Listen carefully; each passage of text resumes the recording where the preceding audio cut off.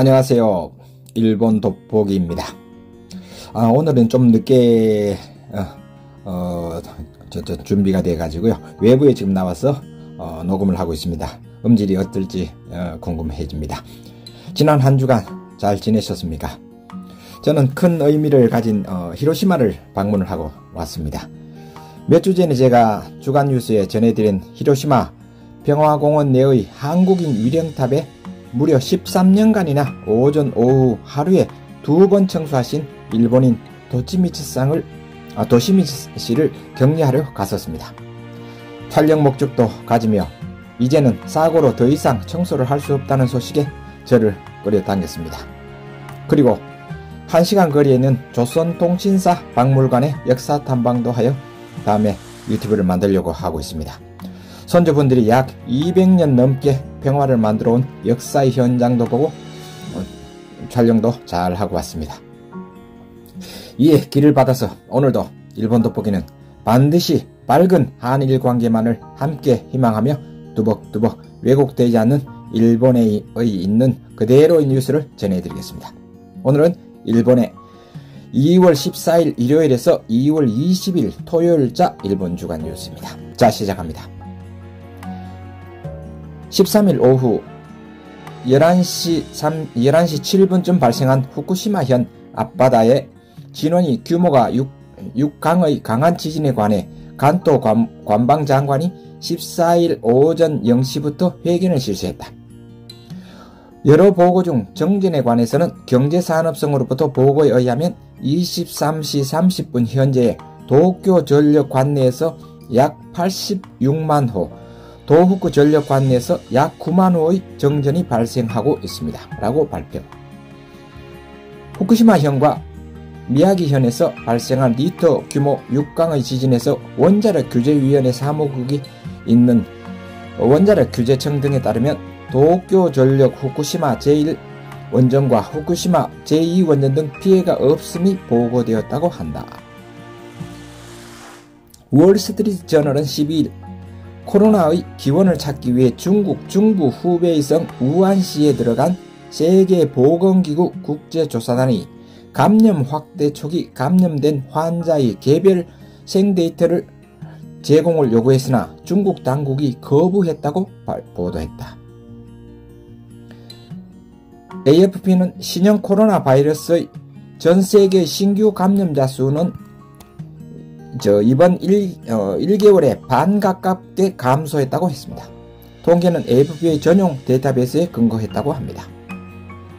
후쿠시마현과 미야기현에서 진도 6강을 관측한 13일 밤의 지진으로 14일 오후 5시 현재 후쿠시마현에서 78명, 미야기현에서 55명, 도치기현에서 7명 등 9개 현에서 합계 151명의 부상자가 나와 있다. 이 중 후쿠시마와 미야기, 사이다마, 치바현의 합계 8명이 자택에서 넘어져 대퇴뼈를 부러지는 등 중상, 사망자와 행방불명자는 정보가 아직 들어오지 않았다고 뉴스는 전하고 있습니다. 덴츠그룹이 15일 발표한 2020년 12월기 연결결산은 순손익이 1,595억 엔의 적자였다고 합니다. 전기는 808억 엔의 적자였다고 합니다. 적자액은 역대 최대라고 합니다. 미국 애플이 전기 자동차 생산을 자동차 회사들에 타진하고 있는 것을 놓고 우찌다 닛산 자동차 사장 겸 CEO의 발언이 파문을 일으키고 있다고 합니다. 애플과의 접촉이 있었느냐는 질문에 우찌다 사장은 종래의 자동차 산업의 테두리를 넘은 활동이 필수가 되고 있다. 각 분야에서 뛰어난 경험을 가진 기업이 콜라보레이션 파트너십을 선택할 가능성은 있다라고 애플카의 생산에 긍정적이라고도 할 수 있는 회답을 한 것이다. 오키나와현의 다마시로 데니 지사는 16일 현 의회에서 내년 본토 복귀 50년을 맞이하는 것에 즈음해 오키나와의 약 70%가 집중하는 주일 미군의 전용 시설에 대해 당면 50% 이하를 목표로 한다라고 말했다. 한국 최고재판소가 미쓰비시 중공업의 전 정신대 대원들에 대한 배상을 명한 판결을 둘러싸고 동사가 국내 자산의 압류 명령에 불복해 즉시 항고한 문제로 한국의 대정지방법원이 항고를 기각했던 사실이 16일 밝혀졌다. 미쓰비시 중공업의 상표권과 특허권은 원고 측에 의해 압류됐고 미쓰비시 중공업 측은 지난해 12월 즉시 항고했다. 재판부는 채권이 한일 청구권 협정의 대상이 될 수 없다는 한국 최고재판소 판결을 근거로 들었다. 지난 9일 법원은 특허권에 관한 일부 즉시 항고를 기각하고 10일 기각 결정서를 미쓰비시 중공업에 발송했다. 지방법원에서는 자산 매각 명령을 향한 절차를 진행한다고 보여진다. 와카노 행정규제개혁상은 16일의 기자회견에서 신형 코로나 바이러스의 백신에 대해서 17일부터 약 4만 명의 의료종사를 대상으로 접종을 시작한다고 표명했다. 일본군의 한국인 종군 위안부 이용수 씨 등이 16일 서울에서 기자회견했다. 위안부 문제를 국제사법재판소에 회부하고 국제법에 근거한 해결을 모색하는 것 등을 문재인 대통령과 스가 요시히데 총리에게 요구했다. 이 씨는 일본이 잘못을 깨닫고 반성하도록 국제사법재판소의 판단을 받아달라고 호소했다. 16일의 도쿄 주식시장에서 니케이 평균 주가의 종가는 전일 대비 383엔 60전 상승한 3467엔 75전이었다. 30년 반 만에 3만엔대를 회복한 전날에 이어 이틀 연속 거품 붕괴 후 최고치를 갱신했다. 모기 일본 외상은 17일 주일 미군 주둔 경비에 대해 미일 간에 합의했다고 발표했다. 향후 미일 양국에서 각각의 수속을 거쳐 서명을 실시한 4월까지 발효를 목표로 한다고 합니다. 전직 취직을 위한 정보 소문 사이트 오픈위크를 운영하는 오픈위크는 2월 17일 오픈위크에 등록된 데이터로부터 집계한 출신 대학별 상경 연수입 랭킹을 발표했다. 결과를 보면 30세 시 상정 연수입으로 1위가 된 것은 도쿄대학으로 763만 1행이었습니다. 그 다음에 히토츠바시 대학 697.4만행, 게이오 축구대학이 687만행이었습니다. 뒤를 이었습니다. 또 상위 30개교 중 20개가 국공립대로 바뀌었다는 점이 특이하다고 합니다. 재무성이 17일 발표한 1월의 무역통계 속보에 의하면 수출액은 전년 동월 비 6.4% 증가의 5조 7,798억 엔이었다고 합니다. 신종 코로나 바이러스 감염 확대의 영향에서 벗어나고 있는 중국용이 견인차가 되어 2개월 연속으로 증가했다고 합니다. 스가 총리는 18일 저녁 도쿄 패럴림픽 대회 조직위원 신임 회장의 하시모토 세이코 전 올림픽상이 취임한 것에 대해 국민 여러분과 세계로부터 환영받는 안전하고 안심할 수 있는 대회를 위해 전력을 다해달라고 응원의 메시지를 전달했다고 합니다.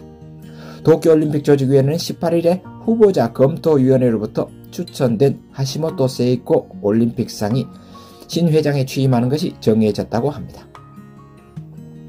부동산경제연구소가 18일 발표한 수도권의 1월 신축 아파트 발매 채수는 전년 동월 대비 7.1% 증가한 1325채로 집계됐다도 합니다.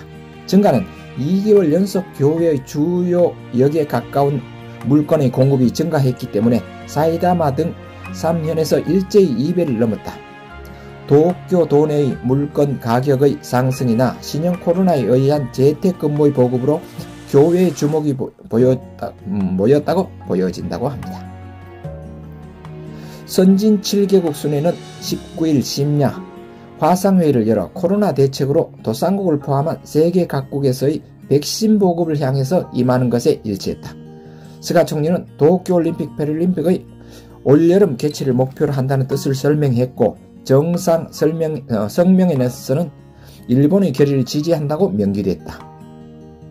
한국의 연합뉴스는 19일 징용이나 일본군 종군 위안부들의 승소가 확정된 한국에서 손해배상 청구 소송을 놓고 문재인 대통령이 해결 방안은 단순히 돈 문제뿐만 아니라 당사자가 수용해야 한다 이라며 일본의 마음으로부터의 사과에 달렸다라고 밝혔다고 전했다. 하루빨리 정리되어야 될 건데 참 걱정입니다. 국내에서 19일 1303명의 코로나 감염자가 새로 보고됐다. 도쿄 353명, 지바 147명, 사이다마 141명 등 사망자는 도쿄 11명, 가나가와와 후쿠오카에서 각 8명 등 합계 66명이 확인됐다. 사이다마, 아이치, 오키나와에서 과거의 감염자 각 1명의 취하가 있었다.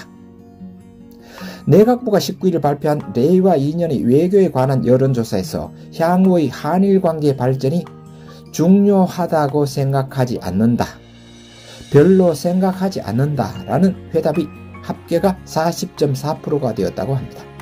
과거의 최악 수준이었다고 하네요.